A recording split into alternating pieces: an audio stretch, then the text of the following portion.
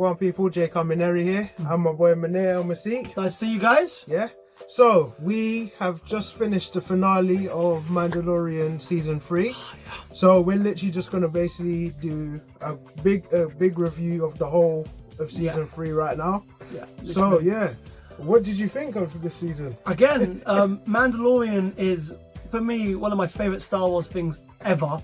Like, I think also Pedro Pascal is really good at playing dads looking after magic children. If you've seen Last of Us, you'll know that to be the case as well. 100%. But honestly, this series, what I like about it, obviously throughout the past few seasons, it's been Din Djarin and the Mandalorian, but this show really showed us the Mandalorians. So it showed us this. For me, this series was almost as much Bo-Katan series as it was Din's, and I flipping loved it. I think she's amazing, Katie Sackhoff. And fun fact, I think it's impossible that you don't know this, but she also voices the character in Clone Wars and in Rebels. Yeah. No, honestly, like, yeah, this series was very much like, it's kind of like her redemption story as well, because literally you basically see her like she's by herself, she's not with any Mandalorians or anything, and then it goes from that and just seeing her, like, you know, bring all the Mandalorians together, like the two separate groups, and now, you know what I mean. But yeah, no, this series, man, it's just, this season was amazing, like just going down. Seeing Moff Gideon come back in this season was good as well, because really good villain. Mate, he's good villain, like Giancarlo Esposito, who plays him, is just an incredible, phenomenal, and really underrated actor. I think he's in one of the Far Cry games. I need to watch that. It's been 5, 6. I think it's 6. Yeah. But he's phenomenal in this. He really is, Moff Gideon. And what's incredible about him, usually in each series of Mandalorian he's in like the last episode or 2, but he always steals the show. Yeah. And you're gone. His mannerisms and everything is just, oh man, literally. And seeing Grogu grow as like a warrior and stuff as well was sick, you know what I mean? And Grogu just as a character, because everybody who watches this is like, you know, I will destroy the galaxy for Grogu. Literally. I'm like, you better leave Grogu alone, because I think Grogu being a puppet, I think that do you know how much the Grogu puppet cost to make? It's like $5 million. It's an incredible piece of technology, and it reminds me of the original Yoda puppet in Empire Strikes Back with Return of the Jedi. Honestly, and like him and Mando are a proper great team in this. Like, they really help each other out. There was that one episode where Din got captured by that weird cyborg thing, and then Grogu leapt out and zoomed off. We're also going to talk about another MVP in the series, and that is R5. R5, yeah, you know what? Yeah, like R5, like me and Moneer were chatting about this as well. Like, to go from literally just a background character that shows up every now and again in A New Hope, and I was like, and now he's literally just fully a part of like the Din Djarin's crew. Yeah, it's like. It's incredible, because if you think about it, you saw he was just the droid that malfunctioned of Luke Skywalker. It's like, oh, he's got a bad motivator. Look, and Uncle was it and he's just there like, and Uncle was there. Oh, what are you trying to push on us? He's like, you know, the Jawas. But now he's out here literally saving them. Honestly, he's another great character. It's great to see the other Mandalorians. Oh yeah, you know what? I have to say as well, like the fight scenes in this have been amazing. Like, just seeing, even when Bo-Katan's basically fighting for the right to bring the other group back, like that fight sequence was sick as well. It's cool to see like so many Mandalorians in like one scene in live action as well. I mean, it's sick, because obviously we went from watching it when we were younger, we would just see what Django and Boba by themselves, and now we're in a time where we can see thousands, you know what I mean? So. And it reminds you of the Clone Wars. Remember in the Clone Wars, there's lots of episodes set on Mandalore, when you saw like the ones who like, you know, even Maul, Darth Maul ruled Mandalore at one point. But it's just amazing seeing them all together. Just the character of Din as well, just seeing how protective he is of his child. He went from this like, you know, cold bounty hunter to this father figure, and you know, this series has introduced some really this particular series introduced a really cool character. It introduced us to this space pirate, all green. He reminds me of Davy Jones but in space, and his little mate who's obviously meant to like Smee, and he wore the little hat and this all that stuff. Obviously, there's that one of those pirates. He escaped. He's going to be like a villain in the Skeleton Crew of Jude Law, which I'm really excited for. Yeah, that's gonna be sick. And we have to talk about some of the cameos this season. We have to talk about the ones that caught us most off guard was Lizzo, Jack Black, and Christopher Lloyd. Like, because obviously, and don't get twisted, love all of them. Love Lizzo, love Jack Black, love, you know what I mean? Christopher Lloyd.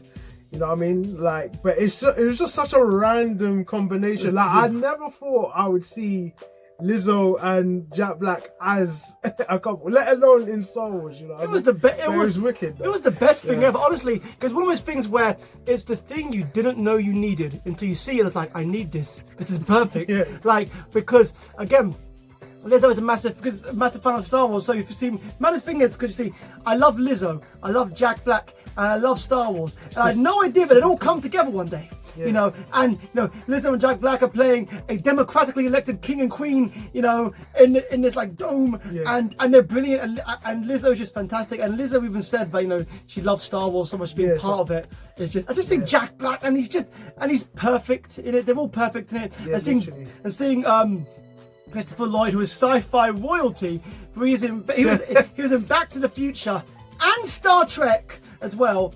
And he was also if you guys didn't know, he also played Uncle Fester in the Addams Family and the Addams Family Reunion. In that with Raul Julia playing Gomez, who also played M. Bison in Street Fighter, which is hilarious. But yeah, honestly, seeing them together and seeing Christopher Lloyd play like a Count Dooku sympathizer, like, oh yeah, the separatists, this is there, like, yeah, okay, yeah. But honestly, this series has just been brilliant. Oh, and we're talking about cameos. We can't forget about Zeb. Zeb from Rebels, yeah, mate. That nice little random. I was not expecting that at all. And you know what, like Zeb looks so cool in live action. He looks great. I liked him in Rebels, but like they made him look so much cooler in live action. He looks so cool. I was wondering, like, how are they going to make him look in live action? But he looks so cool. He looks really good. And they got the voice actor from Rebels to come do his voice, which was great. When he came in, is like, I like your attitude. Good luck. You're gonna need it. Exactly, and it's just, honestly, it's brilliant. Like, I think this series, just in general, I think Mandalorian is such a wonderful. It's definitely like my favorite Star Wars thing. The Mandalorian series is my favorite Star Wars thing that's come out. Everything. What, more than Clone Wars, more than the originals, all that. Yeah, I just love it. Like, obviously, Ahsoka's my favorite character, but as a series, she was in Mandalorian, so so we can't wait for your Ahsoka. It was also cool to see that planet. I always forget it. You know, where it's all like city and Coruscant. We got to see Coruscant, like, but we never see the bottom of it. Street level. We actually got to see the street level in Coruscant, which was pretty cool. And Coruscant is that episode was good as well. When like the Doctor's trying to basically like repent and try. And, that was a really good episode. And there's lots of like so we also saw Babu Frick from Rise of Skywalker. He's in this, fixing up IG-11. And there's a lot of focus, and I feel like, so for those of you guys who don't know, I think it's played in the source material or sort of books. The reason how the Emperor came back in Rise of Skywalker is to do with, like, he was put in, like, they put his soul into like a clone kind of thing, or clone of him, and there's been a heavy emphasis on cloning in this series. So I feel like in future things it'll be a thing where they're trying to, bring back the Emperor or Snoke or something about with cloning, which will eventually lead into the sequels. But I think this series, at its heart, I think one of the best things about Mandalorian is the relationship between Din and Grogu. Yeah, it's amazing. And it just works so good. And like, you want to protect Grogu with your life. And Grogu's learning how to use the Force, does his little flips. Also, Paz Vizsla, the big Mandalorian, he went out like a trooper. Yeah, man, that upset me, but yeah, good on him, man. They showed us all the 66 again. Yeah. But you know what? Shout out to the guy who played Ahmed Best. Ahmed Best, who played Jar Jar Binks, redeeming himself from that role, because it was a lot of people don't like Jar Jar, but which I don't he get. come back as a you know what I mean. The thing is, for me, I like him as Jar Jar, but I like him even more. This is my favorite role of his because it's part of a thing called Jedi Temple Challenge, like a kids show, and that character he's playing now, I forgot his name, but he's meant to be like the lightsaber master. That's why he's got two. Yeah, so that was cool as well. And big shout out to Ahmed Best, man, because honestly, because he was not treated right at all. And you know what I mean, like, again, people, like, you can think what you like about a character, but to go ahead and attack the actor or actress, and too many people do that. Okay, you go out there and attack the actors, all right? Okay, so big shout out to John Boyega, Daisy Ridley, Moses Ingram, Kelly Marie Tran. The list goes on. Hayden Christensen. Okay, again. These actors and now you all love him, don't you? I always loved him. Okay, I always loved him. I always loved all of them. So yeah, so just remember, guys, be nice and be kind. Okay, we all love Star Wars out here. Okay, so be nice to the actors. Okay, you can like or dislike a character, but it doesn't give you an excuse to go and attack the actor. Okay. Yeah. So what would you say was your favorite out of this season? What was your favorite episode? If you had to choose one. That's a tricky one. I did like the episode where he was fighting the pirates. That was quite cool. Yeah, that was a cool episode. I also liked I like the episode where they had to fight that flying like dragon thing to get the kids back and stuff. But I think my favourite episode is probably the last two, I'd say. You know what? Yeah, like I think the one before this one. Yeah, was your favourite? Was my favourite. Yeah. And a special shout out goes to the one with Jack Black and Lizzo though, because that was a really good episode. I love them two so much, and I really want them to come, and I want Lego figurines of Jack Black and Lizzo. Yeah. That's what I want. I want a Lego of Moff Gideon in his cool Death Trooper armor. We have to. Yeah. So the troopers outfits in this, like their new like Mandalorian Beskar gear was crazy. Like, I was like, and Moff Gideon looked sick in his armor. It's cool, and the maddest thing was also the Praetorian Guards, the ones who wore red, who you do see in The Last Jedi. In this one, they were sinister. They were going mad. That was really cool. The clones of Moff Gideon, the fact that Moff Gideon was talking about, you know, making clones of himself that are force sensitive, reminds me of a Star Wars game called Jedi Outcast, which spoke about the Valley of Vajana, which is a place where you could artificially give people the power of the force. So that was quite interesting. But I definitely think with this whole cloning thing, they're building up to bringing back Palpatine. That's how they brought him back. Definitely. And I think so I think they're really good. And the ending, we got to talk about the ending. Obviously, spoilers, but one of the nicest endings. You know what? Yeah, this is the first time I think, like, in Star Wars, where the ending's actually been nice. No one's suffered, no one's died. Everyone's just been able to go home. Yeah, and be cool. Din's got himself a nice little house. He's there with Grogu, and he just gets to sit and relax. And Din finally adopted our boy. Yeah. That is his son. Nice Din Grogu. And it is beautiful. Which is amazing. And honestly, you know what? I don't know if they're doing a Mando season 4, but even if they didn't, that ending right there, I'd be happy with this ending. Yeah. You know what I mean? I think like Mando's done enough now. Yeah. You know what I mean? He can literally hang up the, and just chill. And what I like is that, and I reckon, as for the other characters, for like Boba, Fennec, the Marshal, all of those characters, we're going to see them in other things. They're gonna come back. Yeah. And again, and obviously they didn't get a chance to put out a signal, but I guarantee if they did put out a signal, Boba would have come straight away because he's like, "You're my boy, you helped me out." Yeah, definitely. And also if Mando's looking after the Outer Rim, Tatooine's on the Outer Rim, so if they do another series, you'll probably team up with Boba again in that. We might get to see Bosk. Yeah, finally. Literally, I've had such an issue with this. We keep seeing, what is it, Trandosians? The Trandosians, We keep seeing the Trandosians in every series as well. Like, they're always throwing them in there. Why haven't we seen Bosk yet? Like, he wants Bosk back. I know it's weird, but I really like Bosk. I think he's a really cool character. He's great. So if there is going to be a season 4, what do you think will happen in season 4? You know what? So we have to look at who's still about. So in terms of villains, Bearing in mind, Moff Gideon was wearing Beskar armor when the so thing... Moff Gideon could still be alive. Yeah, because that armor can if that armor can stand anything, he might come back burnt, which would be a nice little reference to his character from Breaking Bad. But yeah, I think... So we got Moff Gideon, we got that woman who was working for him. She's still about... Obviously, Thrawn is gonna be Ahsoka's. Yeah. Thrawn's gonna be. You got the Empire, of course. Yeah. Yeah. So, yeah, I feel like the next season will probably be.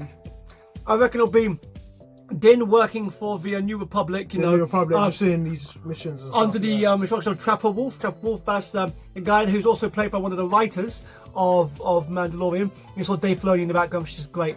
Love Dave Filoni, man. Dave Filoni and Jon Favreau, mate. They did Clone Wars, Bad Batch, Rebels. This, literally, mate. They're brilliant, man. Shout out to them and shout out to Kathleen Kennedy as well, man. You guys are amazing. Yeah. But yeah, go on. Like this, honestly, like. I would say this is an amazing time to be a Star Wars fan. It really is. Because I've always, I've actually, my favourite out of the movies is definitely the last... Return of the Jedi. The Return of the Jedi. Yeah. And, but honestly, I can say, the series I prefer more than the movies, just like the storytelling and everything. Because you like Clone Wars and all that stuff. Clone Wars, you know what I mean? So, and it's just... And he loved Ahsoka from the very beginning, just like me. Literally, and it's just, you know what I love about the series? It's just tying in all the movies, and it's making the movies more intense. Oh yeah, I think the Clone Wars the Clone Wars adds even more stuff to the prequels, showing like Anakin's fall to the dark side, introduces us to Ahsoka, who I love, and again, I hope one thing I do hope for future series, even more so the Ahsoka series, is that if we get another scene with Ahsoka and Luke. Because again, I'll never get over one of the most amazing things about Book of Boba Fett, obviously about the series, seeing all the surprises, was the fact that we saw Ahsoka and Luke together. That was insane. Because I just never thought I would see them two. It was perfect. Even, you know what I mean? So what are your my hopes for season 3 is again more I guess Mando going around the Outer Rim. But I'm glad he's got himself a home now, you know. And IG-11's the marshal of the area. Yeah, IG-11's back, which I'm happy about as well. And just him. I just want. But if not, if that's the last we see of Mando and Grogu, with Mando living peacefully in his house with Apollo Creed looking after him, and Grogu's there, and that's just it. And if that's the end of their story, then that's okay. That's also the ending I want for the Bad Batch, is them just chilling on Pabu, relaxing. Exactly. My hopes for the Ahsoka series is things I want to see this. I mean, I'm just excited to see more things. I'm excited to see Sabine Wren, you know, Hera, all that stuff. We're definitely going to see Zeb. We're going to see Chopper from Rebels. There's also, I really want to see Rex. Live action could be Tamar Morrison, okay, as live action Rex. Because he was great as Boba and Django and Cody. Give me him as live action Rex. That'd be amazing. That'd be great, yeah. And I really hope. And also Hayden Christensen is apparently going to be in it. So. No, definitely, yeah. It's oh man, if it is, so what? There's two things he could be in. If they do a flashback to the Clone Wars, and we see live action Anakin and Obi-Wan and Ahsoka in this Clone Wars and all that stuff. If we saw Plo Koon in a flashback, that'd make me so happy. I do. Yeah. But also, if Hayden Christensen has appeared as Anakin as a Force ghost, and you see more of redeemed Anakin, and it's like, and you see him. Like if he says like, oh, you know, if he says, the minute live action Anakin says, hey, you know, like, hey Snips, and she says, oh, hey Sky Guy, that will get me. But yeah, so super excited for Ahsoka, and we've got Star Wars Visions in a few weeks, which is going to be sick. Yeah, so I'll probably do a review on that as well, and obviously, you know. No one loves Star Wars more than Moneer, so he'll be in that review as well. So yes, you know what I mean. I do try. So yeah, yeah, guys. So that's our review. Literally, let us know what you thought. Yeah. So if you haven't seen it, I highly recommend the Mandalorian series. It's amazing. It's a good story. Even you don't even You literally don't even have to be a Star Wars fan. It's Yeah. just a good story. If you want to watch it chronologically, you watch Mando season 1, season 2, The Book of Boba Fett, and then Mando season 3. Okay, Yeah. that's the timeline you want to watch. Yep. So let me know what you guys think in the comments. Obviously, make sure to check out Moneer on his socials and everything. He's also got a movie that he's working on. Yeah. So obviously follow the page for that as well. I'll put in the link below. Cheers, guys. And just support him. You know what I mean? Amazing what he does. Keep being amazing, everybody out there. Remember, the Force exists within all of you. Okay, and yeah, take care. Keep being amazing. And wait a second, this is the way. This is the way. We got it. All right. See you guys later.